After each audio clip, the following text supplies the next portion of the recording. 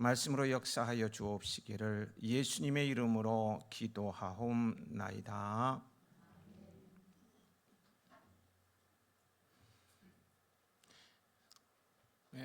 여러분의 한 가지 주문을 좀 하고 싶습니다. 믿음으로 따라하기를 바라는데요. 여러분의 손을 주님의 손에 살며시 이렇게 얹히시고 오늘의 말씀을 받으셨으면 좋겠습니다. 실제로 손을 얹히시고 하셔도 되고요. 가슴에 갖다 대도 되고 마음으로 여러분의 손을 주님의 손에 얹히시고 오늘의 말씀을 받을 수 있기를 바랍니다. 오늘 설교의 제목이 주의 손이 함께하는 사람입니다. 성경에서요, 주의 손은 하나님의 능력을 말씀하실 때 자주 사용됩니다. 저와 여러분을 포함한 많은 사람들이 즐겨 애송하는 성경 구절 중에 하나인 역대상 4장 10절 떠오르시죠? 야베스가 이스라엘 하나님께 아뢰어 이르되 주께서 내게 복을 주시려거든 나의 지역을 넓히시고 주의 손으로 나를 도우사 나로 환난을 벗어나 내게 근심이 없게 하옵소서 하였더니 하나님이 그가 구하는 것을 허락하셨더라. 역대상 29장 12절에는 부와 귀가 주께로 말미암고 또 주는 만물의 주제가 되사 손에 권세와 능력이 있사오니 모든 사람을 크게 하심과 강하게 하심이 주의 손에 있느니라. 이렇게 말씀하겠습니다. 이처럼요, 성경에서 자주 사용되는 주의 손이란 일을 이루시고 행하시고 역사하시는 하나님의 능력을 드러내는 표현입니다. 하나님은 영이시기에 사람처럼 어떤 형태와 외형으로 설명할 수 있는 분이 아니시라는 거 잘 아실 거예요. 이런 점에서요, 주의 손이라는 표현은 하나님께서 실제 손이라는 지체를 가지고 있음을 나타내는 것이 아니고 능력으로 일하시는 하나님을 나타낼 때 사용되는 표현입니다. 손은 능력인 거예요. 그렇다면요, 하나님의 능력의 손이 우리 인생 가운데 어떻게 역사하고 있을까요? 시편 18편에서요 16절 19절에 있는 말씀을 중심하여서 세 가지를 이렇게 살펴보도록 하겠습니다. 먼저요, 주의 손은요 우리를 붙잡아 주시는 손입니다. 내가 붙잡히는 것이 아니라 주의 손에 붙잡히는 것입니다. 붙잡히다는 놓치지 않도록 단단히 쥐어지다 라는 의미입니다. 놓치지 않도록 단단히 붙잡다가 아니고 단단히 쥐어지다는 거예요. 내가 붙잡으면 얼마나 위험하고 불안한지 몰라요. 금방 힘이 붙여서 놓고 말 것입니다. 마치 낭떠러지에서 나무가지를 붙들고 대롱대롱 매달려서 버티는 것과 같습니다. 그 결말은요 다 알아요. 그 결말은 낭떠러지로 떨어지고 만다는 거예요. 여기에는 장사가 없습니다. 다 떨어져요. 시간의 문제일 뿐이지 누구나 떨어집니다.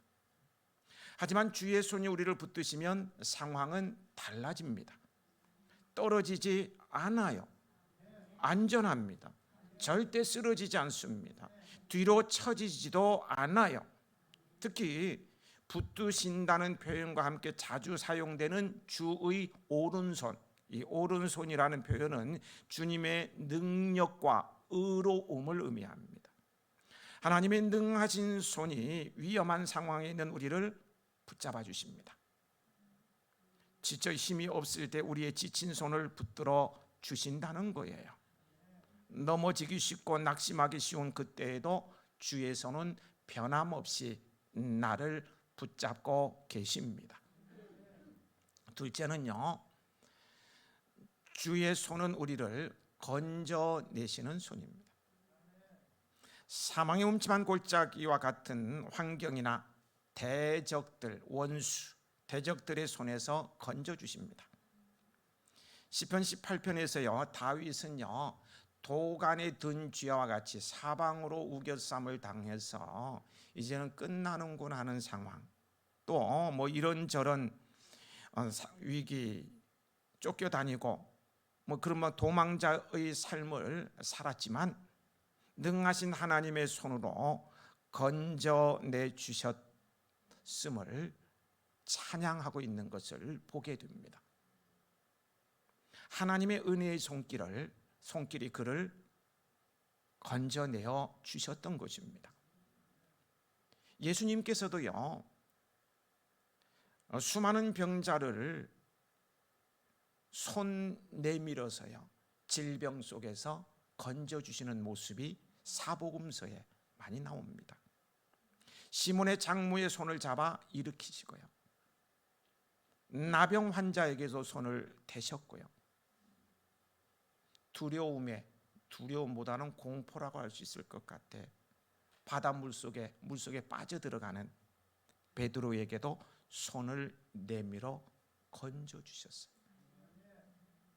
주의 손은 우리가 기가 막힐 웅덩이와 수렁에 빠져서 우리를 넉넉히 건져 올리셔요. 셋째로요, 주의 손은 우리를 인도하시는 손입니다. 부모가 어린 자녀의 손을 잡고 이끌어 간다면 안전한 것처럼요, 주의 손이 우리를 인도해 가시면 그 길은 안전한 길입니다. 한치 앞도 모르는 인생이지만요, 주님의 손에 이끌림을 받으면 걱정 없어요. 굳이 인생이 지도니 나침판이니 이런 거 필요하지 않아요. 하나님께서 이스라엘 백성들을 출애굽시켰을 때요, 그런 표현을 많이 나와요. 강한 손과 편팔로. 강한 손과 편팔로. 건강한 손을 말하는 거죠. 이런 표현을 뜻이요, 많이 사용하셨습니다. 하나님께서 우리를 인도하신 그 손은 약하지도 지치지도 굽어져 있지도 않은 능력의 손이요, 강한 손입니다. 주의 손은 우리를 인도하실 때요, 가장 선한 길로 인도하십니다. 의로우신 분이라서 그래요. 우리는 그저 능하신 주의 손에 나의 손을 살짝 얹기만 하면, 얹어놓기만 하면 주께서 이끌어 가시는 것입니다. 건져 주시는 거예요. 붙들어 주시는 것입니다.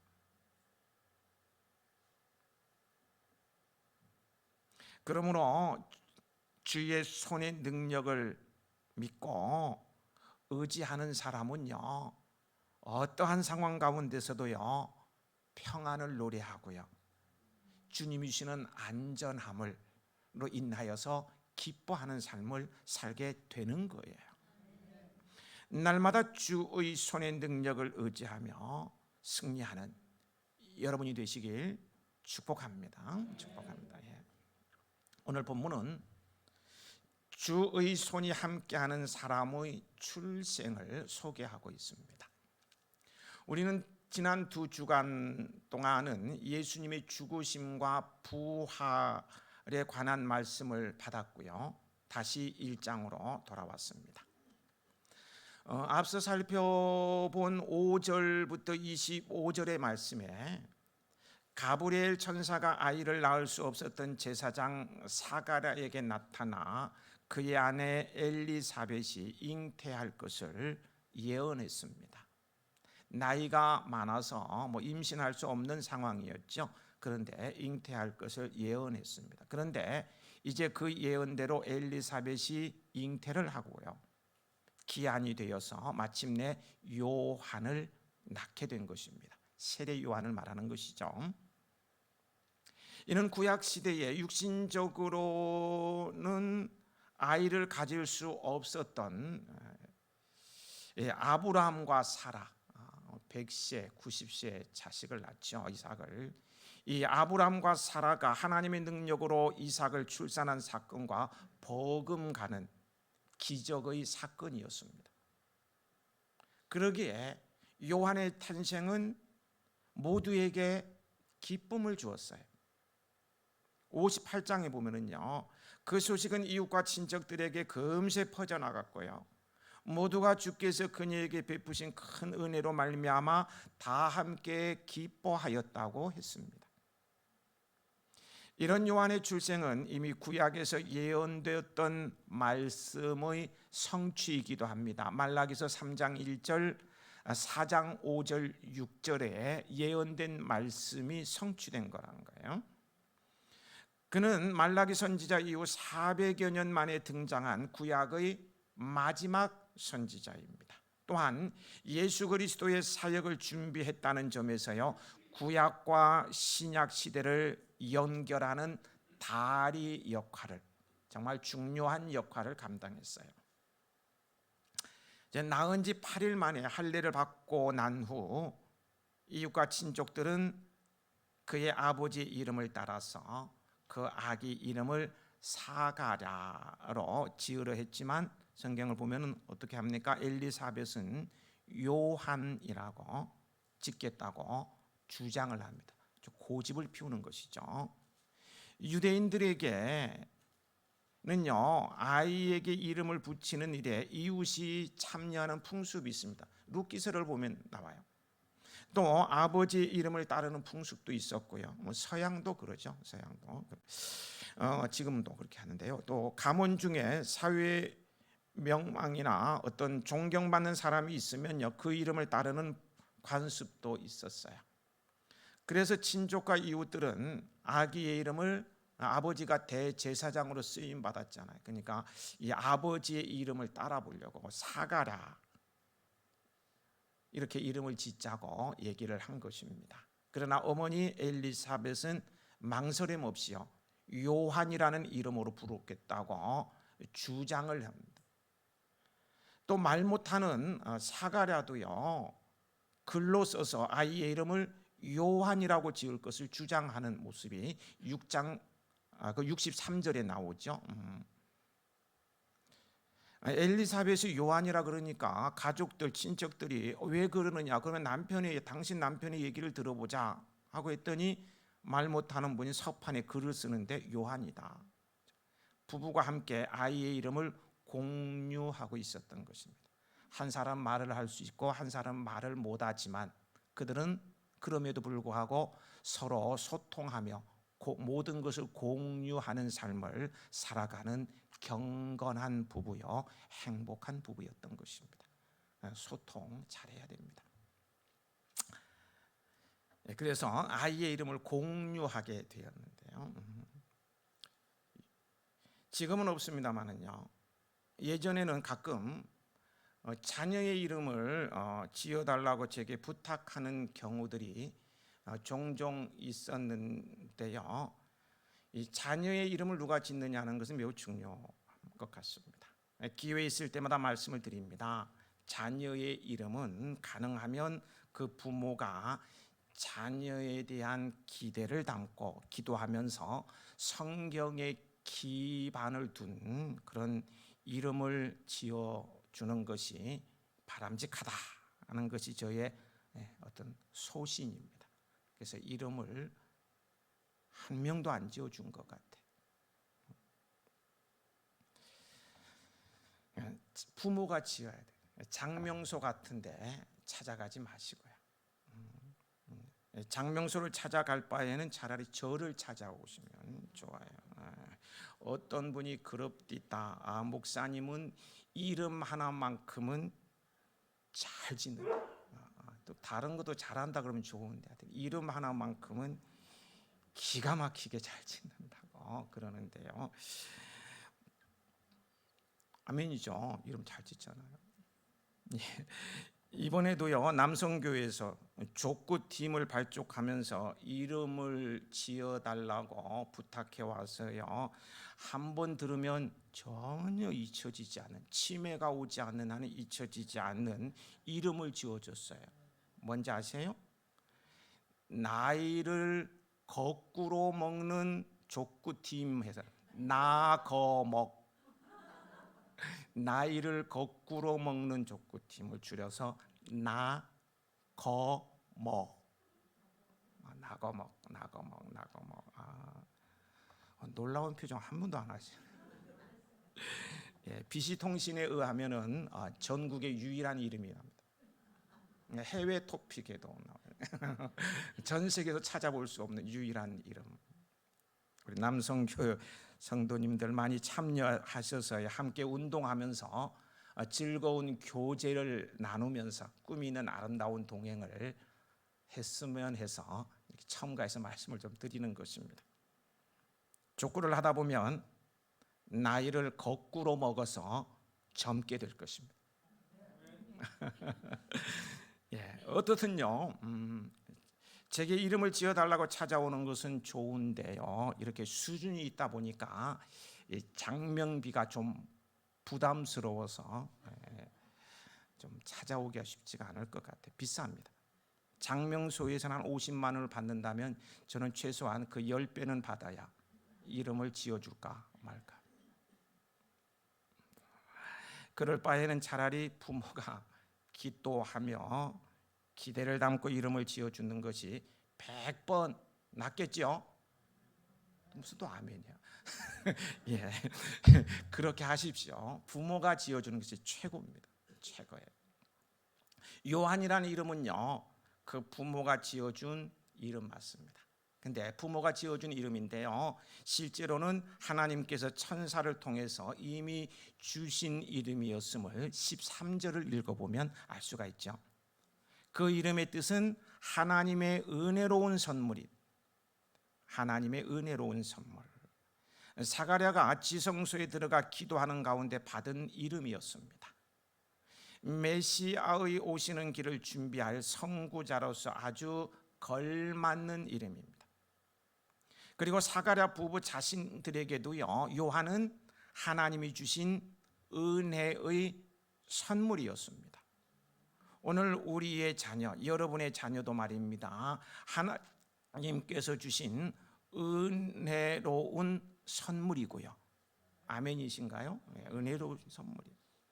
사가랴와 엘리사벳은 누가 무엇이라 하든 끝끝내 이 하나님께서 주신 요한이라는 이름을 아기에게 붙여주었습니다. 친척들이 이상하게 여기고 비판을 해도요, 개의치 않았어요. 오직 하나님께서 주신 이름을 끝끝내 지켜낸 것입니다.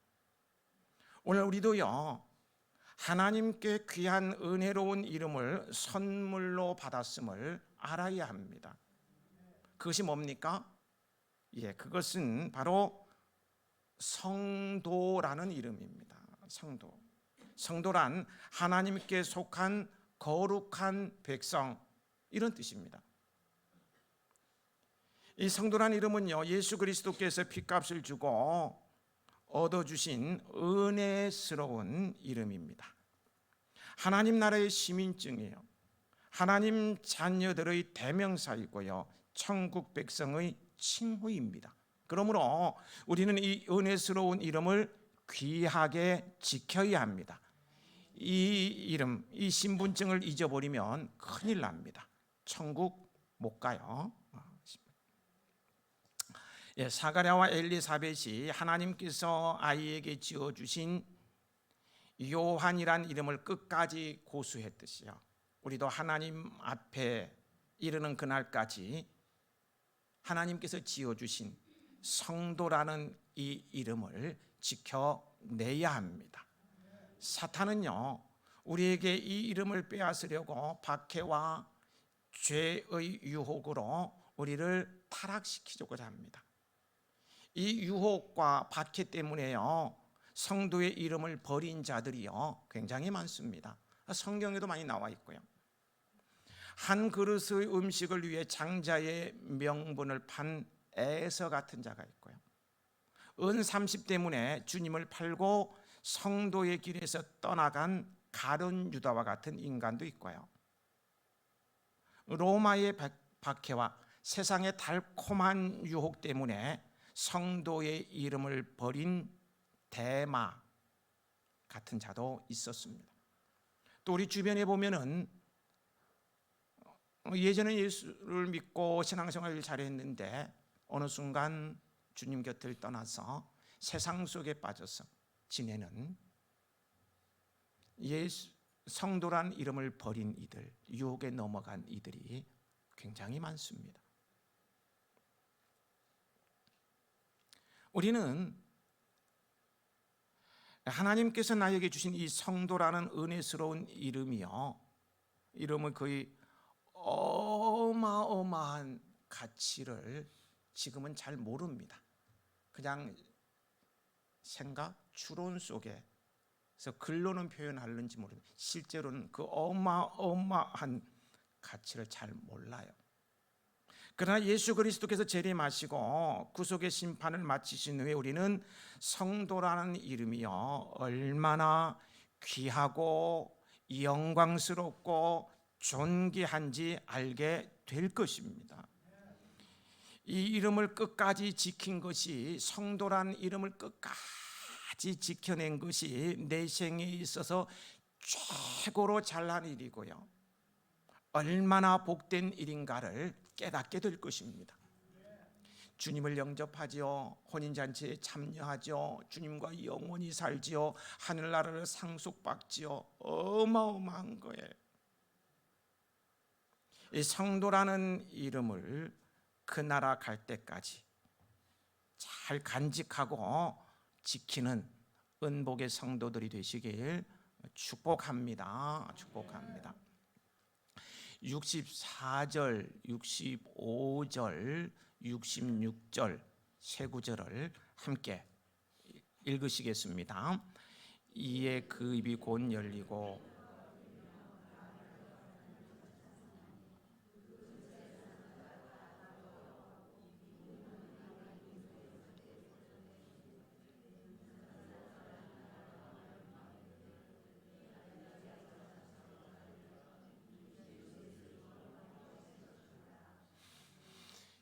불신의 죄로 입이 봉해졌던 사가랴가 혀가 풀리고 말을 하게 되자 먼저 하나님을 찬송하였습니다. 그 찬송의 내용은 다음 주에 생각해 보겠습니다.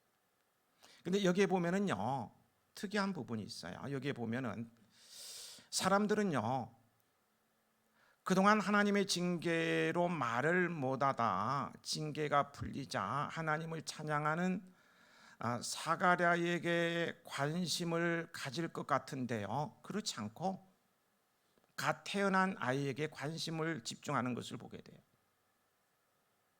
대개의 경우요, 이런 상황이라면 성전에 예배하러 들어갔다가 말을 못하게 됐어요. 그래서 10개월 동안, 거의 1년 동안 말을 못하던 사람이 갑자기 입이 트여서 말을 하게 된다면요, 이 사가랴에게 관심을 가질 거예요. 아니, 어떻게 된 일이었지? 막 물어보고 싶은 것도 많을 것이고요, 또 사가랴도 할 말이 많을 거니까 막 기자회견을 열었을지 몰라요. 그런데 사가랴에 관심을 안 가져요. 갓 태어난 아기에게 뭐 세상에 나와서 업적을 남기고 또 하나도 없어요. 응애 하고 태어난 거예요. 그런데 그 아이에게 관심이 집중된다는 거예요. 그렇다면요, 우리는 하나님께서 왜 요한이 사람들의 주목을 받게 하셨는지를 생각해 봐야 합니다. 왜 그랬을까요? 사가랴에게 집중할 만한데 왜 엉뚱하게, 좀 말도 안 되는 것 같아요, 왜 갓난아이에게 집중하게 하셨는가? 하나님 왜 그랬을까요? 그것은요, 장차 요한이 대단한 인물이 될 사람이었기 때문이 아닙니다. 위대한 인물이 될 사람이었기 때문에 집중한 것이 아니라는 거예요. 예수 그리스도의 길을 준비하는 자였기 때문입니다. 뭐라고요?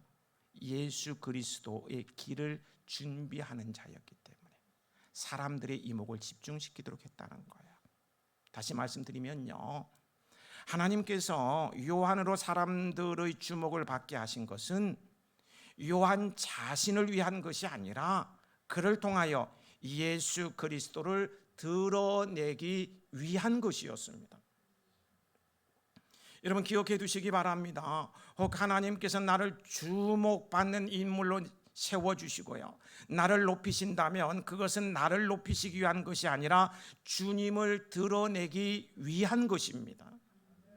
혹 하나님께서 나에게 뜻밖의 물질을 주시거나 높은 자리에 오르게 하시는 것은 나를 위해서가 아니라 주님의 영광을 드러내기 위해서입니다.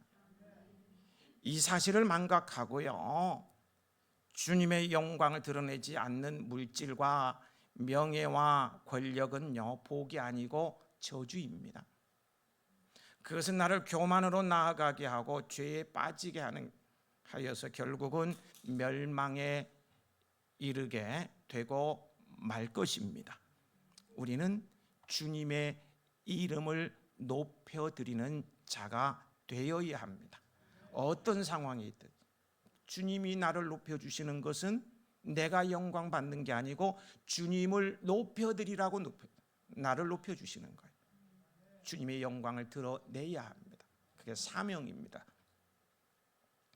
헐리우드에서는요, 가끔 배우들과 영화계에 종사하는 사람들이 함께 모여서 아침 식사를 나누면서 최고급 영화배우, 최고의 스타 영화배우나 유명 인사를 초빙하여서 간단한 연설을 듣고 식사하는 그런 시간들이 있습니다.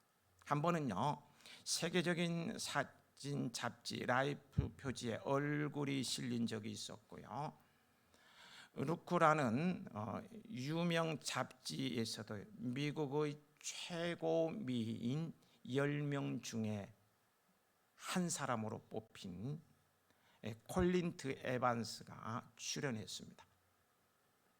이 여자가 마이크 앞에 앉아 박수와 휘바람 소리가 장내가 소리로 장내가 장난이 아니었습니다. 환영의 물결이 넘쳤습니다. 요즘 뭐 인기 연예인이면 막 오빠 부대들이 막 하는 거죠. 장내가 말이 아니었어요. 그녀는요, 입을 열고 이렇게 말했습니다. 여러분, 저는 사랑에 빠졌습니다. 이 한마디에 장내는 박수와 막 소동이 또 일어났습니다. 그리고 그렇게 운수 좋은 행운의 사나이는 누구인가? 막 궁금해서 막 질문을 쏟아내기 시작했습니다. 당대 최고의 미인을 사랑하는 그 주인공은 누구인가? 묻고 난리 났습니다. 그녀는 곧 이에 대해 대답했습니다. 네, 저는 예수 그리스도 사랑에 빠졌습니다. 나는 예수 그리스도라는 분과 사랑에 빠졌습니다. 여러분들도 굉장히 실망하신 것 같으네. 너무나도 예상 외의 대답에 온 장례는 숨소리 하나 들리지 않고 조용해졌습니다. 뭐든 재벌의 이름이 나오거나 또 남자 어떤 뭐 주인공 나올 줄 알았더니 누구요? 아이고 참, 예수 그리스도 그분과 사랑에 빠졌습니다. 너무 실망스러워 조용해진 거예요. 그러자 그녀는 폭탄 선언을 했습니다. 앞으로는 영화 배우의 일을 포기하고 그리스도를 위해서 살겠다고 말해요. 폭탄 선언을 했어요. 콜린트 에반스는 그 후에 목사와 결혼하고 선교사로 나갔습니다. 한 번은 빌리 그레암 목사님 아시죠? 이 목사님이 이 부부와 함께 저녁 식사를 하는 자리에서 물어보았어요. 콜린 자매님은 헐리우드의 그 별과 같은 성공을 물리치고 주님을 택한 것을 후회하지 않습니까? 그러자 그녀는 잠시의 머뭇거림도 없이 이렇게 대답했습니다. 저는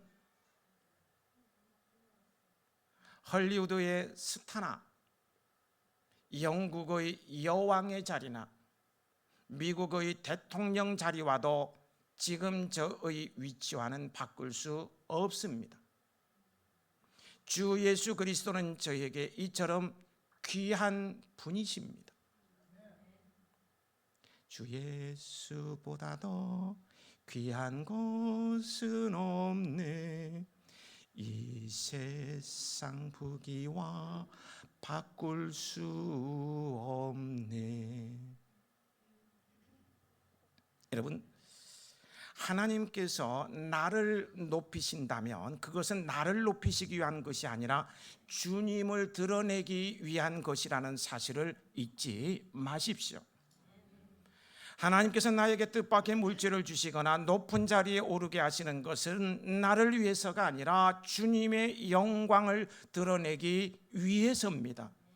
그렇게 살면 하나님께서 계속 높여주실 것이고요, 붙잡아 주시는 주의 손, 건져내시는 주의 손, 인도하시는 주의 손이 내 평생 함께 하시는 거예요. 끝으로요, 주의 손이 그와 함께 하심이러라는 그 66절 후반부 말씀에 주목해 보실까요? 주의 손이 그와 함께 하심이러라. 네. 사람들이 갓 태어난 아기에게 장차 어찌 될까 하고 관심이 집중되었던 것도요, 바로 주의 손이 그와 함께 하셨기 때문입니다. 이 주의 손이란 표현은 본서의 저자인 누가가 자주 사용하는 용어로요, 여기서는 하나님의 권능과 그분의 보호하심을 의미합니다. 서두에 말씀드렸던 주의 손의 세 가지 의미와 같다 하겠습니다. 하나님께서는 자신의 권능의 손으로 이 세상을 창조하셨고요, 그의 백성들을 애굽에서 인도해 내셨으며 그들의 대적들에게서 보호하셨습니다. 따라서 주의 손이 요한과 함께 하셨다는 말은 하나님께서 그를 보호하고 인도하신다는 뜻을 포함하고 있는 것입니다. 이러한 하나님의 보호와 인도하심이 있었기에 요한이 메시아의 길을 준비하는 선구자가 될 수 있었던 것입니다. 거기요, 함께 하심이러라는요, 하나님의 함께 하심, 곧 주님의 보호와 인도하심이 한순간에 끝나버린 것이 아니라 계속되고 있음을 나타내주고 있습니다. 한 번 또는 여러 번, 몇 번 이렇게 돌보시고 끝나는 것이 아니라 평생 동안 말입니다. 평생 동안 좋을 때나 나쁠 때나 잘 될 때나 불행할 때나 아플 때나 건강할 때나 아멘할 때까지 할 거예요. 실패할 때나 성공할 때나 말이에요. 사방으로 우겨섬을 당한 때라도 함께 하신다는 거예요. 함께 하신다는 거예요. 우리에게도 마찬가지입니다. 오늘 하나님께서요, 주신 은혜로운 선물인 성도라는 이름을 가진 여러분과 여러분 한 분 한 분과 하나님께서 여러분에게 은혜로운 선물로 주신 여러분의 자녀들도 주의 손이 함께 하고 있음을 믿으시기 바랍니다. 한 번으로 끝나는 게 아닙니다. 서너 번으로 끝나는 게 아니고요, 평생 함께 하신다고요. 어렵고 힘들 때도 함께 하신다고요. 끝까지 함께 하신다고요.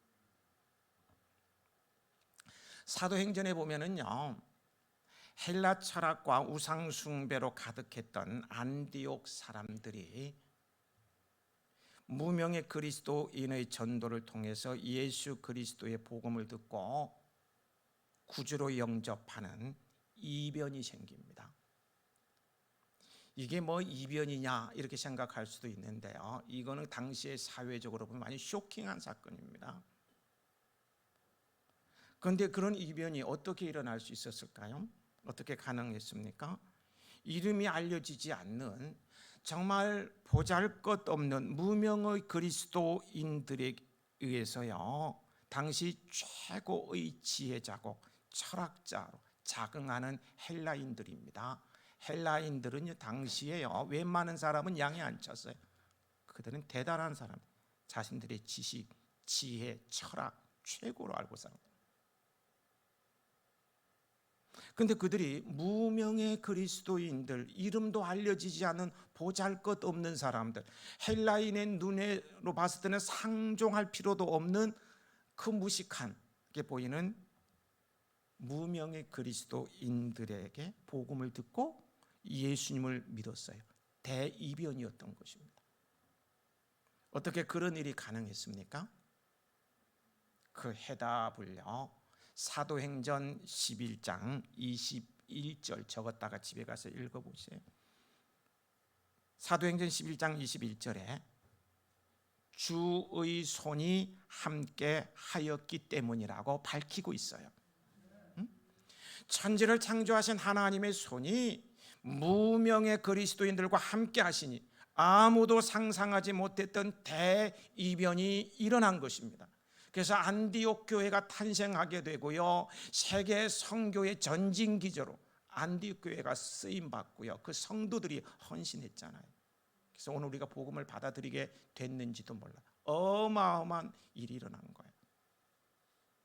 우리는 여기에서요, 대단히 귀중한 교훈을 얻게 됩니다. 이 세상에 아무리 보잘것없는 사람일지라도요, 하나님의 손에 사로잡혀 살기만 하면 그의 삶을 통해서 하나님께서는 역사하신다는 거예요.